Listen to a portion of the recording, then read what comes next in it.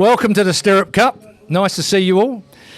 And anybody that's watching this on audio channels or on YouTube, of course, we are filming and we've got audio tonight for OMG MotoGP. So if you want to have a look back at it, that's the website to take a look at. We've got loads more announcements coming up as well. But tonight we should have a bit of a giggle, I think, with the people we got in the house. It feels like a paddock in here. There's young racers, old racers and extremely old racers that are in the house. So should have a bit of a giggle as we move on through the evening. But first up, we've got to have Leon Haslam, please. Welcome to the front of the Stirrup Cup for a quick couple of words, because I couldn't possibly not talk to Leon. Round of applause. Well done.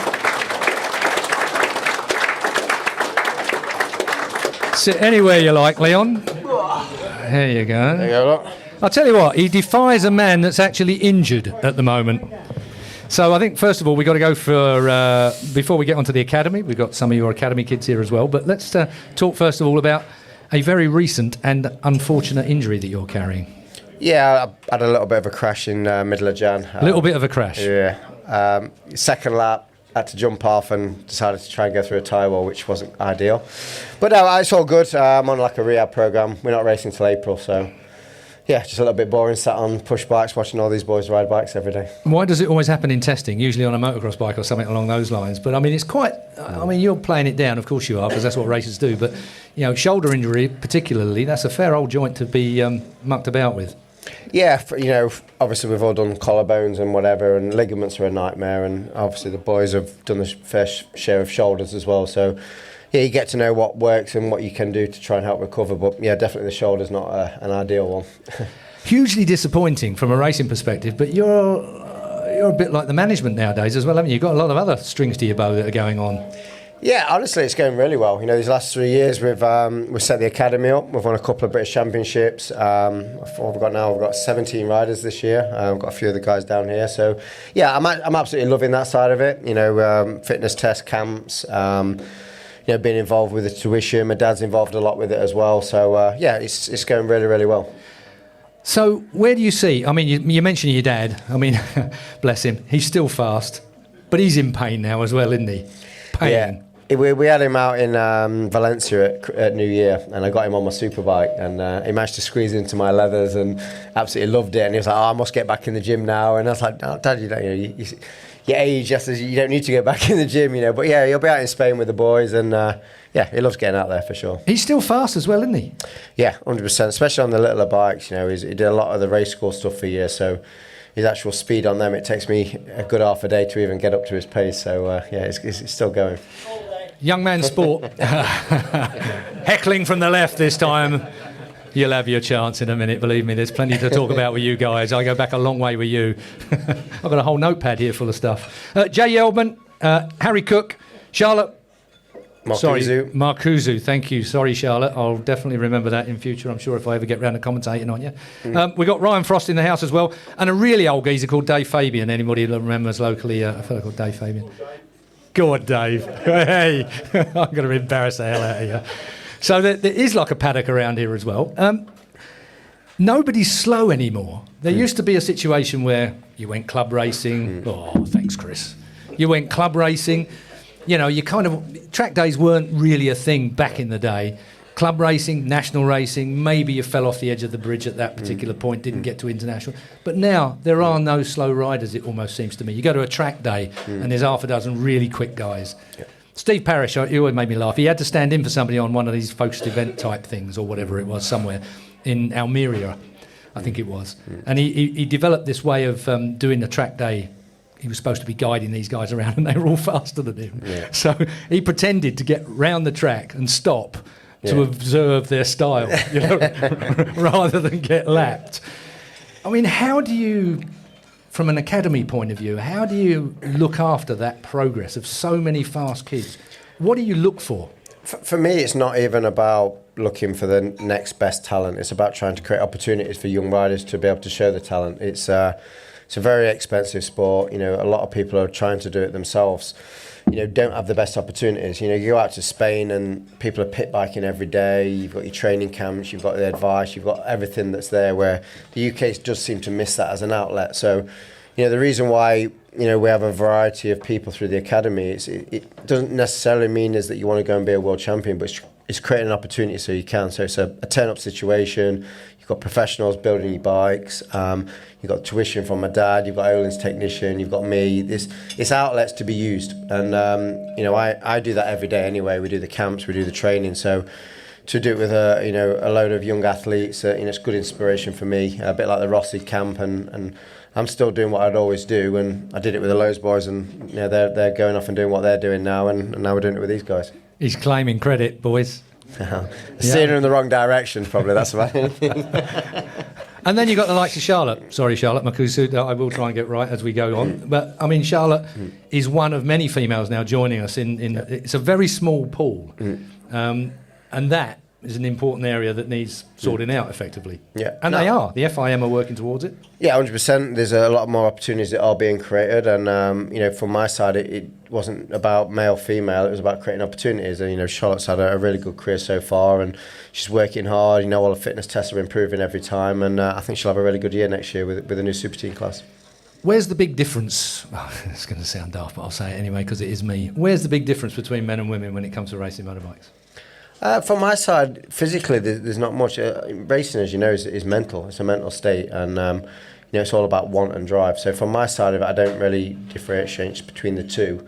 How then you perceive probably by others and teams and sponsors, you can either use it to your advantage or it can go against you. And in the past, it probably went against you, but it's nice to see now that it is actually creating better opportunities.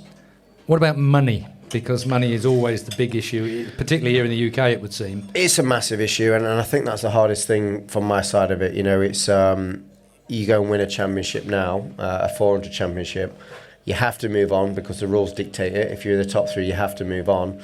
To move on, you've got to go and find another 60 grand. And you've just won the championship, Back in my day, I'm sounding old now. But it's okay, I can beat you on that one. If you won, you should get rewarded for winning. You should get an opportunity to move on. You should be able to do that. And that's kind of what I'm trying to do now. So we've got 8 riders in the 400s.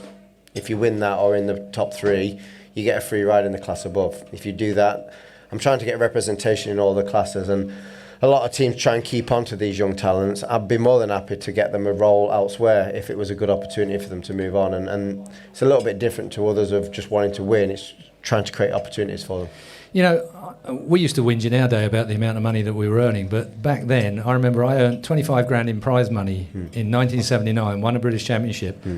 I bought a house and had change. Yeah, sure. You could do that, and that was just in prize money before we even got to what was then start money as well. Whereas nowadays, if you thought you were going to buy a house in your first, impossible. No. So how do you see that improving? Where do you see that coming from? Where do you see the changes there? Is it something that the circuits need to get on board? I mean, we've seen Jonathan Palmer. He's done a great job with the MSVR track stuff. He's made a really good job of the circuits. He's very professional. But you get the kind of feeling that there's a fair wedge of money that's staying his side of the border when it could be spent a little bit more on development. Yeah, it's a business at the end of the day, and it does run. He's a very good businessman. But from my side, the only negative I would say on the British Championship is that they create opportunities to stay in England, not to move on. And anyone that has moved on in recent years, Brad Ray, Tara McKenzie, they've had to go not because they've been given a good opportunity to move on. They've had to go with whatever they could just to get out of England. And for me, that's the missing point. It's if you win a championship, I'd like to see the manufacturers step in and say, okay, we will place you in World Supersport. We will place you in one of our teams. I'm with Kawasaki, obviously, get them involved. But at the minute, they don't have the power to do that because all the teams are independent. So they can't be dictated to by a manufacturer to take a young rider and a maybe. But for me, that's what's missing. You need to be able to, if a kid wins on a manufacturer, that manufacturer should create an opportunity for him. And at the minute, I'm trying to do it, but I can't place him in a world team. I can't place him in other places. Do you have a direct phone number with Espeleta, for instance, Carmelo Espeleta? Because, I mean, Dorna have been... Jake Dixon wouldn't be where he was if Dorna and IRTA, International Race Teams Association, hadn't put the funding in. Jeremy McWilliams, if you want to go back a few more years. Dorna have done it for a bit every year, and there's always one that they'll invest into, But But they do that to tick a box because they need a British contingency in MotoGP. Is Dan Rossamondo going to make any difference to that? The new American guy that they've brought in as a marketing strategist as well as lots of other things. Is he going to make any difference? I think, there's a difference. It's a Spanish championship run by the Spanish with Spanish sponsors and Spanish teams. But then what they're recognising is they need to give other countries opportunities. So they'll try and place a Czech rider, a French rider, and do it that way. But from my side of it is that it should be about how good you are. The best rider should get the opportunities, where the political side of it does come into it, in my opinion. Right, Leon wasn't going to be interviewed tonight. He was just here having a beer. No, Stay where you are for a minute, because if there's anybody in the room that fancies shouting out a question early on tonight, we are more than happy to hear from you. No. You can sit down, you can. Go on. Who's going to win out here? Sam. Already. Sam. I can't wait for these boys to race this year. I'll tell you what, I'm glad I ain't paying the bills. No, it's good banter in the gym, and obviously I've known these guys for years. But who's any good at... Actually, you're all playing golf, you lot. You tell me you beat them, they tell me they beat you. Yeah. Let's have some honesty now. The last 100 games, who's won the most? I've won the most. It's okay, we've got a lead roof. Yeah. Lightning ain't coming through. Leon, thank you very much for giving us your time. Thank you. Thank you very much. Right, ladies and gentlemen, well, you've heard them chirping from the outskirts, so we'll bring them on, shall we? Sam and Alex Lowe's, the twins.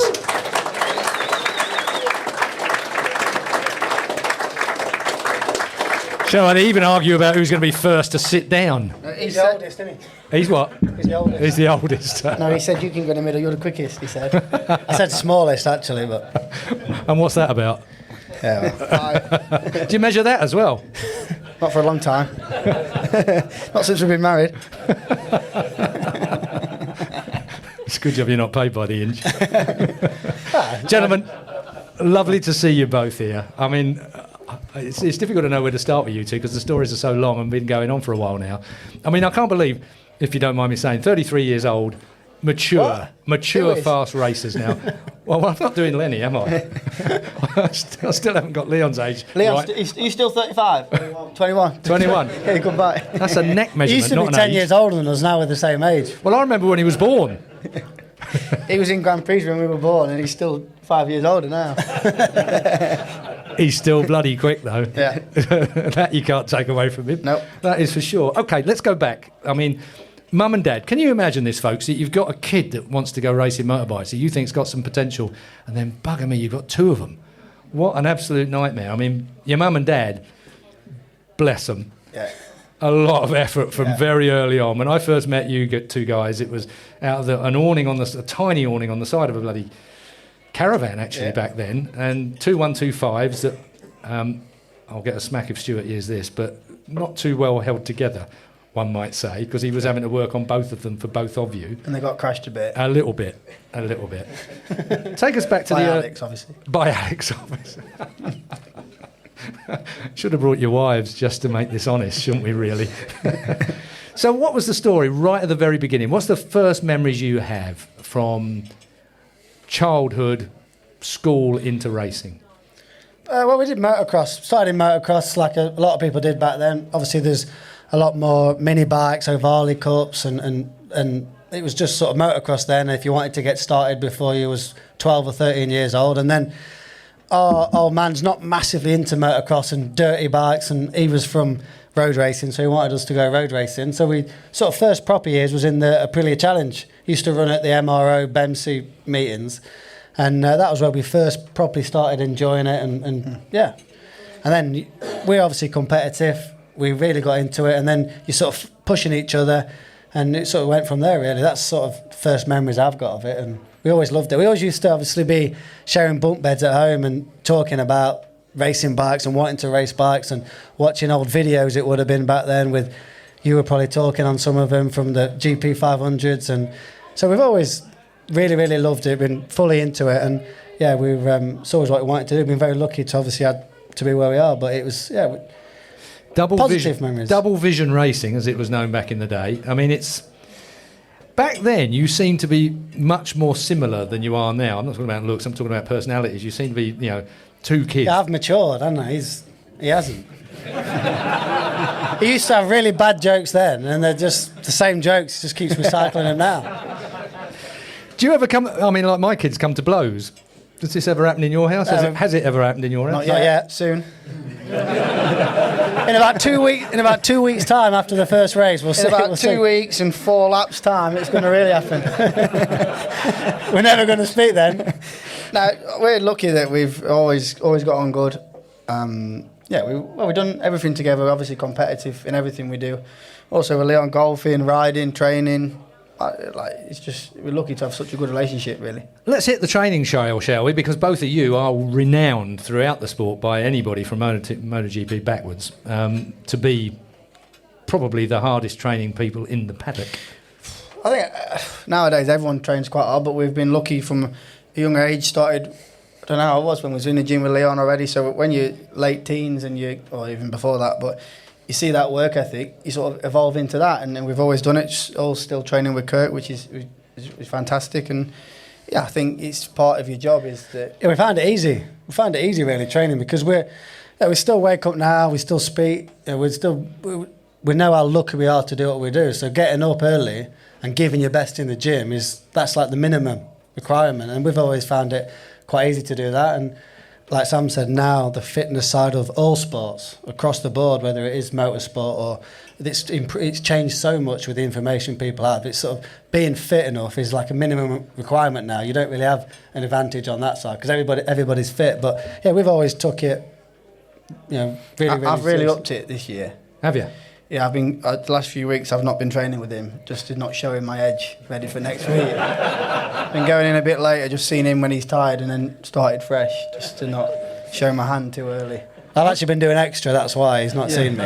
He said that today because today I actually started later. So he said, "Oh, what'd you do?" I said, "I run." He go, "What'd you run?" I said, "I run at 15." He went, "I was at 16." Yeah. I went, "Oh, did I say 15? I meant 18." Just literally just us two in the car. There's no one else there. Down here, and I said, "Oh yeah." Then at the end, I put it down to 18 at the end. I said I was actually at 20, but don't matter, does it? Won't count him. Is it like this every day? Yeah. Yeah, we're not bad though. The thing is, obviously the last 10 years we're not racing against each other, so I've been, even though now I'm in Superbike, but followed it even though I've not been there. So it's still, even now being racing against him, I still want him to win if I can't win. We still want the best for each other. So, but obviously, we're competitive people, so you still want to beat each other. Staying on the training front, of course, I don't think everybody, or perhaps people do have jobs like this, I don't know, but you start the week, and of course you're strong, you're fit, you've had your injuries are pretty much behind you, and then you've got or maybe not, and then you've got Saturday, but you've got a peak on the last day of working really hard through a weekend and maybe a couple of crashes and so on and so forth. The last day is the one that you want it all for, isn't it? It's the last day. I think for me this year that'll be a big thing because now with three races on a bigger bike. 3 races with them. Yeah, tired, isn't it? Especially the last year. Race 1, it might fresh. It's going to be fresh, but by race 2, it's going to drop a bit. By race 3, it's going to be. I've got a feeling there's going to be a lot of green and white up the side of his bike. He's forgot I'm on a Ducati and it rides itself, doesn't it? So, He was too scared wanting to come on a Kawasaki. He had to go with a Ducati. But we'll see. We will. I've got to say. It's actually funny because we've been testing Jerez and Portimao a couple of weeks ago and went out pits first lap of the year behind each other, but he had a problem with his bike, misfiring. Normal when they build new bikes up, and then he ran into the back of him. On the outside of me, it turned out he come out. I was laughing. I was like, that'd have been good, wouldn't it? Yeah. First lap of the Literally, I was really close just to running into the back of him. So, well, let's talk about the 2 bikes that you've got this year, just for a minute, and get them out of the way. I mean, the Kawasaki looks really good, a bit retro, I've got to say, with this year's paint. Yeah, I like it though, but I do. It's a little bit different.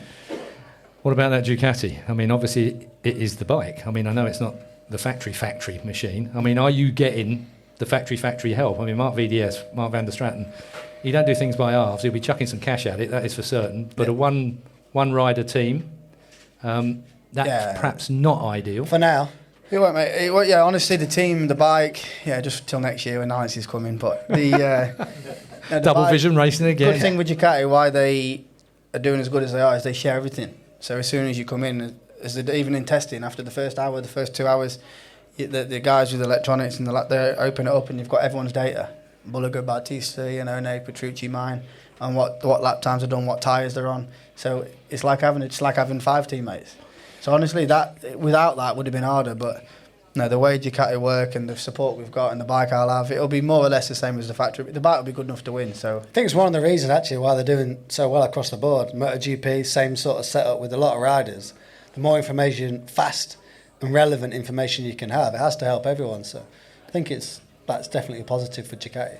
And Bulliger is looking pretty useful now as well. He's come from a little bike. Yeah. Yeah. He's been going all right. Yeah, I think in the end, testing's one thing, and I don't think it's really showed the true. It's always the same, isn't it? This time of the year, all the journalists and all us lot are sitting beside, speculate on who's going to do what. But when the shit's in the fan and the line of fire. Yeah, like I said, they share all the information. I've seen all the data laps I've done, or other Ducati riders done, Batista's done. But Bulliger wouldn't have won any of the rate at the test, so he's gone well. But he's gone really well. But he could. Phillip Island will probably be a good track for him. But there's a lot of good riders this year in the championship, so it'll be interesting. It'll be good. I mean, the movie's a big one for you. It goes without saying you're looking forward to it, but how did the Ducati feel as soon as you got on it? What did it feel like to you? Sometimes you jump on a bike at the beginning of the season and you go, whoa, this is... Yeah, exactly. I remember when I went on the Aprilia the first time in probably 16, 17, did about 5 laps coming, I thought, fucking hell, it's going to be a long year. Didn't have any feeling, I thought, it's like this. I did a second one, I thought, yeah, now I'm definitely fucked here. But with the Ducati, it was in the rain in Jerez, conditions were not great. I did about 4 laps coming, and honestly, I was like, I can see why they're doing well. So rider friendly. Of course, then the last bit, the last few attempts and the race pace, I don't know yet. But the feeling on the bike, the way the bike reacts, is so rider friendly. It was a surprise. Coming from Moto2, which obviously doesn't have any power, is quite stiff. It's harder to ride than the Ducati Superbike, which I can't get my head around. Sometimes it's easier to come back off of a really sharp Grand Prix bike to a slightly softer production-based bike anyway. But I mean, from your point of view, you're cutting edge, front of your game. Jonathan's cleared off. Yeah. Now's the opportunity to be the man that they focus on, to look after, to make sure that you get what you need. Was there anything in that tie-up with Jonathan? Perez was he was like Mafia. The way he held that side of the garage together. Was that slightly, you can't obviously say it was detrimental, but was there some detriment to the fact that Jonathan... Probably didn't think at the time, but now he's moved across, he feels all right. Yeah, to be honest, I quite enjoyed being teammates with Johnny, because I always felt like the times I was racing with him or beat him a few times, he's a perfect reference as a teammate. He's one of the best riders ever in Superbike on paper anyway, so I always enjoyed that challenge, but... It's hard jumping into a team, Leon knows, we spoke about it a lot, jumping in the other side of the garage, because you don't really have a voice on what to say. Naturally, like Honda have done with Marquez, or when you've got a guy that's winning so much, they have to listen to what he's saying. But now Johnny's left, but I'm moving over to his side of the garage to try something different with Perariba, and testing's gone well. The bike's improved a bit, changed a little bit. The rules are a little bit different this year in Superbike, but the way that the guys are with me is completely different. I've enjoyed it a lot more, and I think that on a race weekend it's going to help me get a lot more out of the package. So I'm looking forward to it. Do you rely at all on your teammate, as in Bassani now coming in? Is he going to be of any assistance to you, or is it now your team leader leaving behind? Hey? Cleaning your boots. Everybody needs a helmet polisher, Leon. You've had the best in your time, I know that. Leon's never cleaned a pair of boots, though, I'll tell you that. But not really. He's a bit strange, isn't he, really? Italians can be a bit strange. He's like very arrogant. He struggled a bit in testing, I felt like. But if you speak with him, he thinks... He's the big... Yeah, he thinks that he's going to be all right, I think. But, yeah, I don't know. He didn't really bring any information from Ducati. He's not, like, let's say, too technical. The only stuff I know from Ducati is what he tells me, which he shouldn't tell me. So that helps in some ways. Remember, the first test I did with Ducati end last year, conditions were bad, so he didn't do much. But I said, my brothers, he's coming in the garage. They're like, is he technical? Will he look at it? I says, no, he can't even spell his own name. He can't, but he walked in and they're like worried about it. I'm like, as if you think I'm not going to tell him straight away anyway. Yeah. It has changed a lot on that front. There was a time when you'd all go down the pub and Yamaha would mix with Honda would mix with Ducati. Everyone would be having a good time together. But now, mechanics, you don't see them out drinking. No, but Ducati are real. See, some of the stuff I ask about the bike. They don't like me. They definitely don't like me going. No, but even me, I say, so how does that work? Are they using that? And they just don't answer. I'm like, okay, I'm not asking again then. But group of dodgy Italians. Yeah, but you get the information. We can say you that need, because he's but married to they one, just so we know how dodgy they are. Yeah, they're all dodgy. Yeah. But the way, I mean, but then you sort of don't need to know as a rider. So I get that as well. But yeah, they keep everything close to the chest, definitely. Yeah, but Marina will keep that covered. Yeah, Yeah, I mean, she's got it covered. Yeah, the missus is pretty cool on that front. Yeah, she'll. I mean, she'll actually, if you go back to all Scared of her, that's why. I'm scared of her. So is he. I'm not scared of So am I, actually. We all are. I can do anything I want. She's long a as she lets me, sweetheart, obviously. and she's been brilliant for you. She has been brilliant for you. Maybe- through Mark you reckon? VDS, don't you think? I don't know. Yeah, she doesn't have as much say as what you'd think in some sides of it. She's been But- good for him off the track because she's a bit more sensible than him, especially with wasting loads of money. So that's been good. The kind of worrying thing is that on a job site, Hodgson she's has good. helped him spend his money. Yeah. By the way, he manages it, Alex, if you didn't know that. Manages already, me, yeah. But No, she's good. The wife's good. She obviously, if you don't know, my wife, she actually runs the VDS team, or helps one of the top people running it, the Moto2 and the Superbike. So, yeah, it's that'd probably be a some reason why I interesting never arguments. ride there because obviously, what am I classed as? Brother-in-law. Yeah. It's not good, is it? No, you don't quite make the mark, do you? No. It's funny that, I'm always on Sam's side, so it don't go well when we're at dinner. and then you have Roger Burnett who manages you. So you've Yeah. got a situation where Roger Burnett, who used to manage, Me, yeah.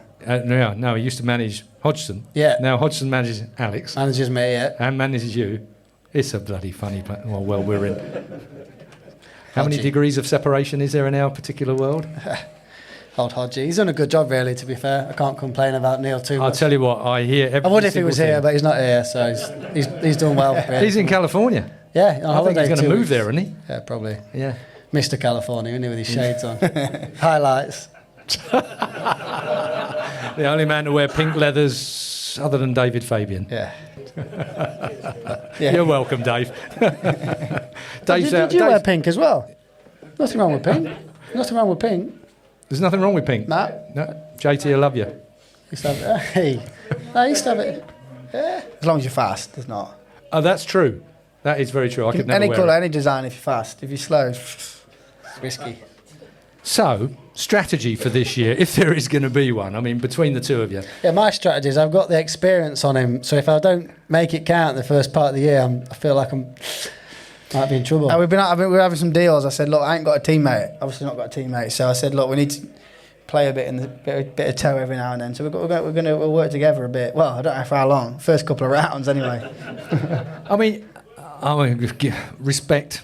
Sorry, lads, I've got to mention it, but you do try exceedingly hard, both of you.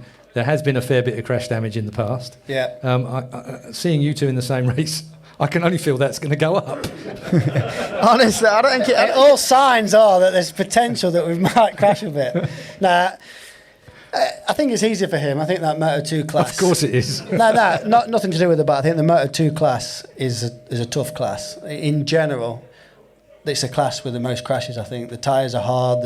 It's hard to get a feeling whenever the temperatures... I know some years MotoGP with the Michelin didn't work well. There's a lot of cold tyre crashes. But apart from that, the Moto2 class seems to be a lot of strange crashes. Then on top of that, yeah, we try hard. We don't really accept bad results. So, yeah, sometimes we try too hard. But I think having different people around me, from my side anyway, will help. And I think Sam coming to Superbikes... already probably, with the Superbike, there's more margin. In that side is a bit easier. Also, it's my first year. I'm a rookie. So no, but it's a bit less expectation in some ways. So yeah, of course, there's some races where I might be able to accept it a little bit more. World Championships are always a thing that we go for. It's funny how people forget about Supersports World Championships. They forgot about Cal Crutchlow's all the time. Never ever hear anybody talk about them. It's like they didn't count, but they were actually bloody hard fought and won. Do count, yeah. Likewise, British Championships are not the easiest things in the world either, are they? So these things behind you at the moment, looking forward, I mean, how do you see the season going for Kawasaki and for Ducati? I think for me, obviously, at the minute, until I've really rode the bike in a race situation and understand better the tyres and everything, I can't say too much. But we'll be in the mix. I think he'll definitely win a race this year. From what I've seen, anyway, the first day on the bike in Jerez, he did a 38 round Jerez, and anyone that knows Jerez, it's a serious time. You do go quite well in Jerez. You've won a couple of Grand Prix, so it's not that. He obviously quite likes the track, but at the beginning of the year, it always seems to me like Jerez is unbelievably fast when it's a bit cooler. But if you go relevant to everybody else, it's still impressive. So I think if he gets his head around the class, the different races, I genuinely think he can win a race as a rookie. And I need to get back to that level that I've been at. So, yeah, one of my targets is if we can be on the podium, if we can share a podium together, especially in the first part of the year, then that'd be pretty cool. We've always dreamed of racing together. It's been 15, 16 years since we have. But if we can be on the World Championship podium together, that'd be pretty cool. There'll be a few people in here racing. Obviously, as long as he's behind you. Yeah. That's why he's put me in the middle now, because you go in the middle, don't you, when you're on the top step. So. I think you're second, Keith. He's third. So. Well done, Keith. It's been a long time. Yeah. That had for me, actually. Been a while for me. What's the situation regarding injury? I mean, we've seen Leon has already had an off this year, and that's quite a serious injury, even though he was playing it down. That is something in the back of your mind. Now that you've reached this ripe old age that you've managed to reach, surely the maturity says that I've got to try and stay fit in those early rounds, or I'm not going to win a world title. Yeah, you don't really think about the injuries, but you think that the points, and Pere Riba, he's been talking to me about that. They're more accepting the results and racking up points. We've got so many races now in Superbike on the weekends that if you're finishing all the races in solid positions, come the end of the year, you're in the mix. So, yeah, that's something that we obviously need to be focused on. Last year, I had some injuries, but I had a couple of injuries away from the track. I had a knee operation, but really what I was doing was getting myself ready, because I knew he was coming. So I thought, right, wipe this last part of the year off. I'll get myself ready, and then... He said I could wait for the winter to have the op, but I'm having it now just to be primed. Yeah, I wanted to do a good winter. I don't want any excuses. What difference has Pere Riba made in the situation you're in? Now he's moved across. Is he going to be of any... Yeah, I reckon. I think it'll be the biggest, whatever they do with the bike. Leon, what do you reckon? Because you worked in the other side, your same side of the garage Alex has been on the last few years. So now he's moved across. It'll be a big difference, won't it?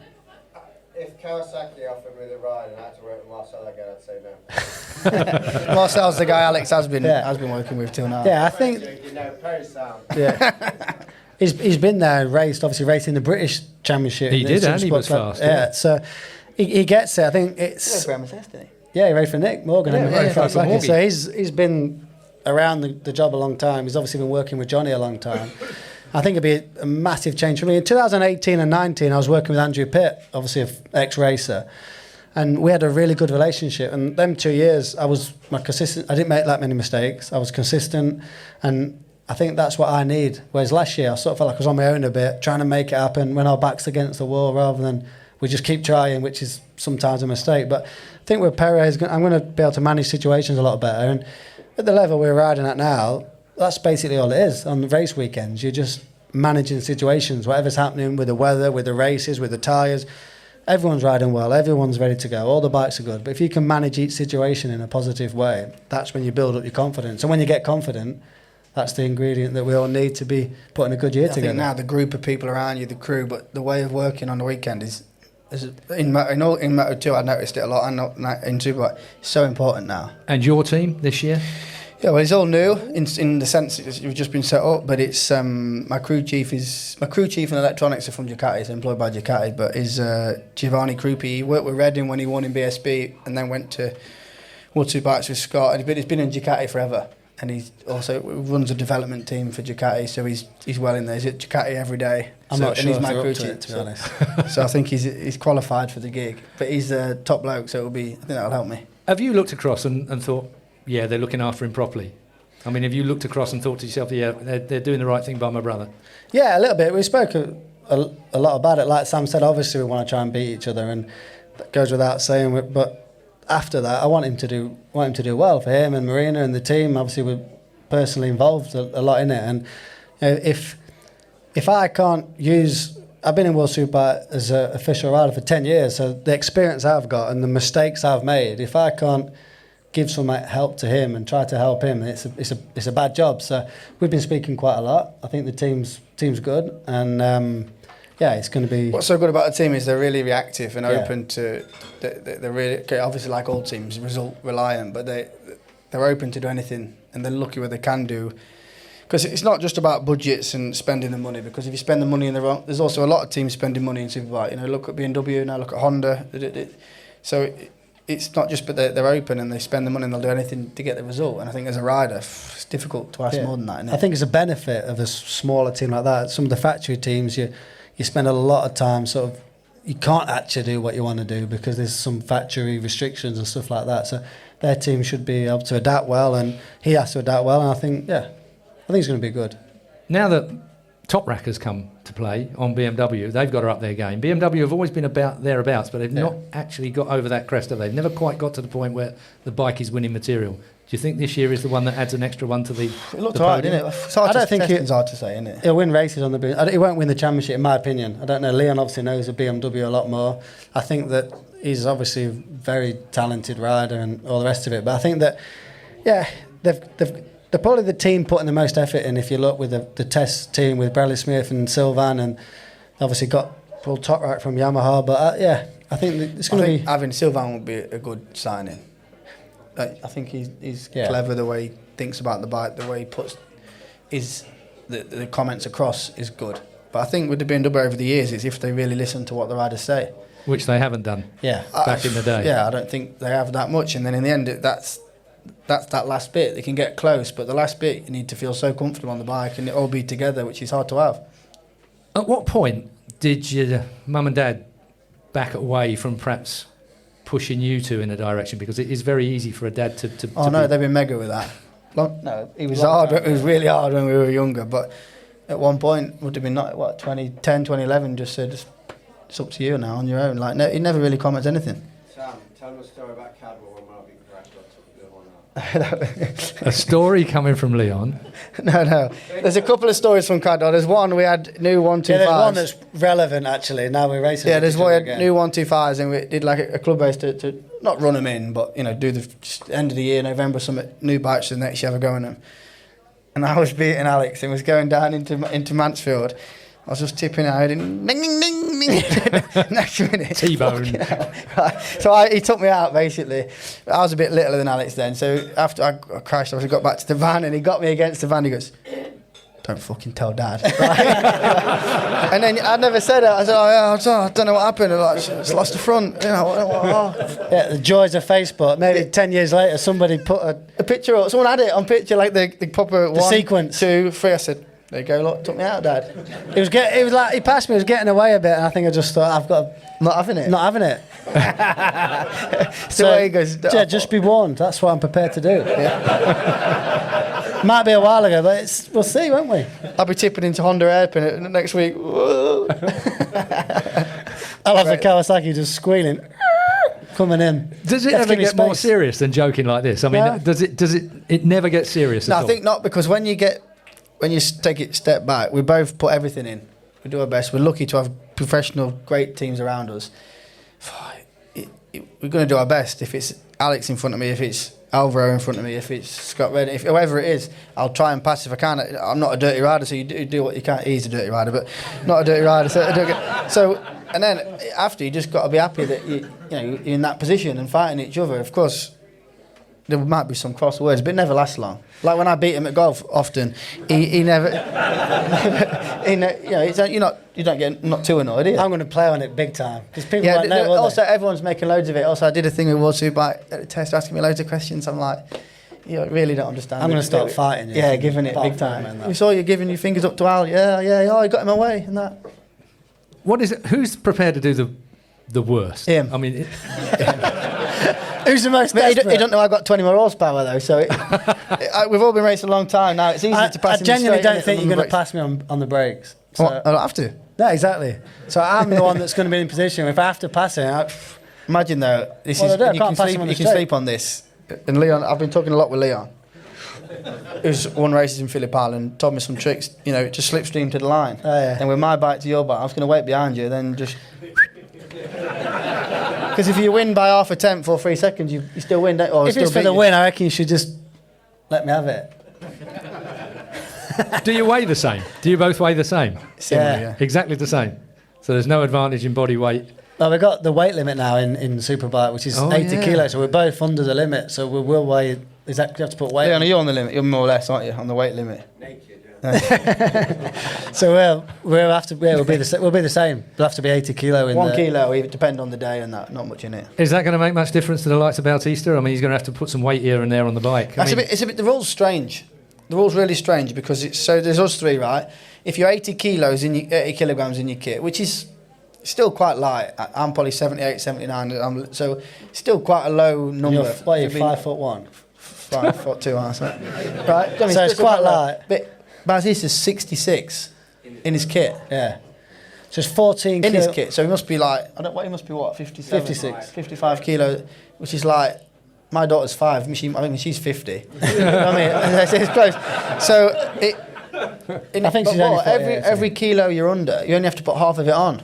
Yeah. So he's still going to be like... He's still going to have like a 6 kilo advantage over everyone else. Maybe more. So, but then he's going to have 6 kilo on his bike. Can you put it anywhere you want? He's been sandbagging. Yeah, you can put it where you want, but he's been saying in testing honestly, that I've seen all, like I said before, I get all that. If it had a racing put them out, both rec tests, because everyone... We've done Herève and Portimao all together, more or less everyone, I think, wasn't there. More or less everyone was there. I'm only talking about the Ducatis, but it was all quite fast. He'd have probably won both races, and he was 15th at both of them. Yeah, and everyone's saying, Bulliger's going to win, or Bautista. Honestly, he just didn't put the tyres in because he's saying, the way... Fucking hell, you overlay the data, he's about 10k faster than me up the straight. Yeah, he's still... I'm not the best in aerodynamics. But...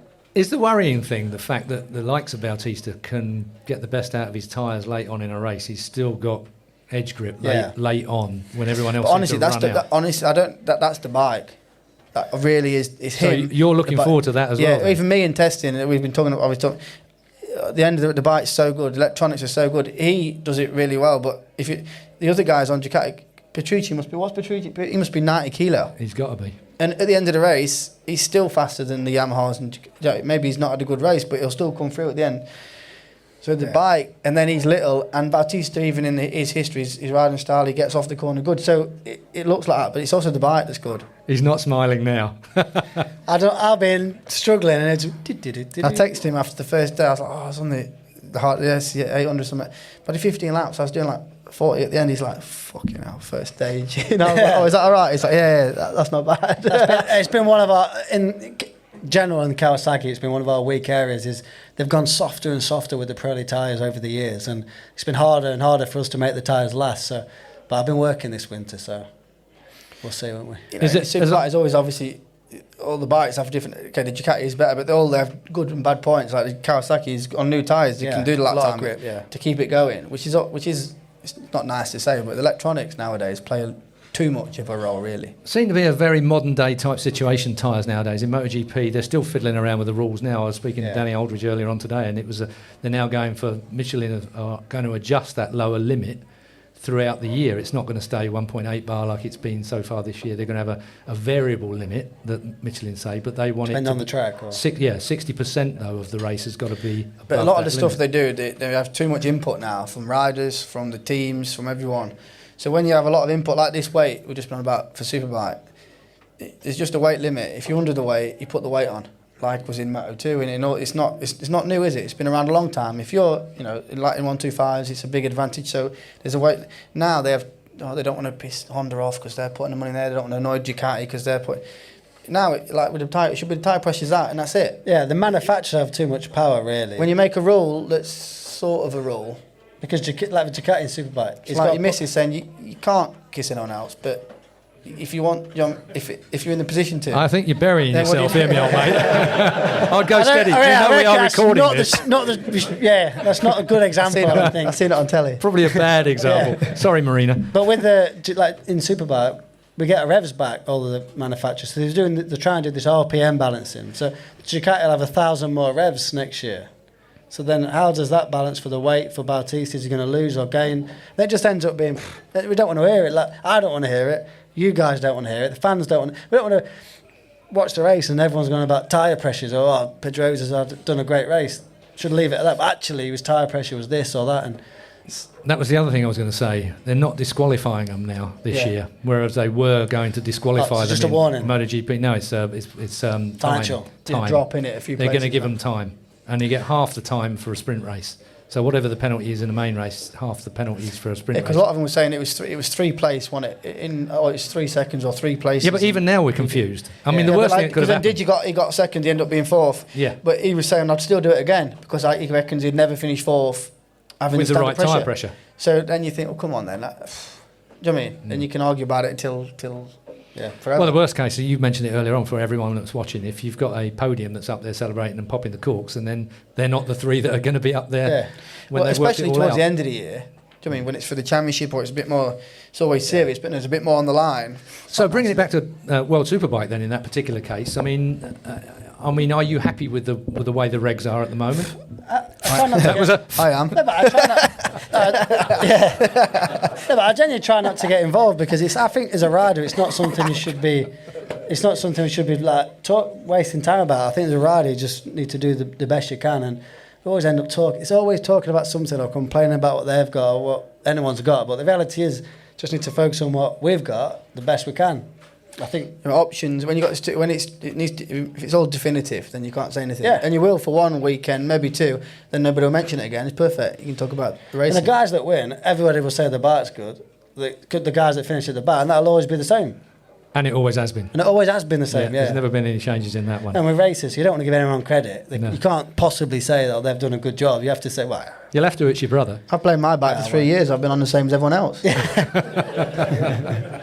Ladies and gentlemen, we'll take a break, I think, for everyone to replenish or nip to the loo or whatever you might be able to do. And if you're watching it on audio, listening to it on audio and watching it on OMG MotoGP, then stay with us. We'll be back in part 2. still there. Thank you very much, folks.